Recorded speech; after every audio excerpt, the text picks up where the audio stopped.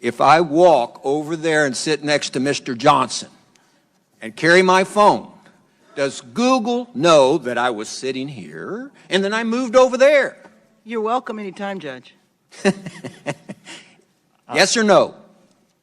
I genuinely don't know without knowing I'm what shocked services. you don't know. Do you or do you not collect identifiers like name, age, and address? Yes or no? If you're creating an account, yes, and using an account, yes. Device identifiers like IP address or IMEI? Depending on the situation, we could be collecting it, yes. Specific search histories when person types something into a search bar? If you have search history turned on, yes. Contents of emails and Google documents? We store the data, but we don't read or look at your Gmail. But you have access to them? As a company, we have access to them, yes. So you could? Saying you don't or don't. I'm not asking do you or don't. I'm saying you could, though there is a possibility. We have clear established policies on how we would do that data. GPS signals, Wi-Fi signals, Bluetooth beacons? Would depend on the specifics, but there may be situations, yes. The GPS, yes. Yes, if you have And location. voice and conversations when using Google Voice products? We give an option to turn on or off. And But if a person didn't know it, voice and conversations when using Google Voice products? Yes. We only record when they initiated with OK Google and then say the terms after. Do you believe that Google has been brought out here in some question is biased?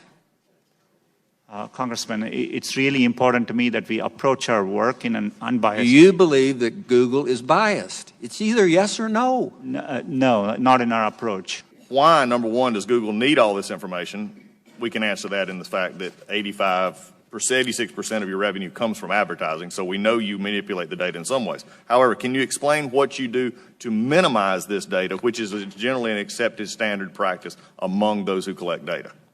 Our goal is, but we are providing, for example, if we are providing you a service like Gmail, which we have done for 15 years, that data, we need to store it for our users, so they expect us to.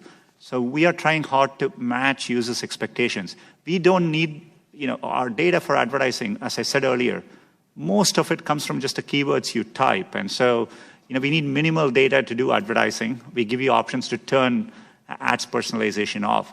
We store most of the data we do today to help give users the experience they want, and that's what we're trying to do. How do you explain this apparent bias on Google's part against conservative points of view, against conservative policies? Is it just the algorithm, or is there more happening there?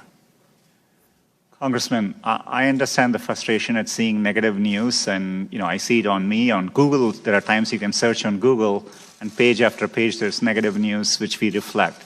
But what is important here is we use a robust methodology to reflect what is being said about any given topic at any particular time. And we try to do it objectively using a set of rubrics. It is in our interest to make sure we reflect what's happening out there in the best objective manner possible.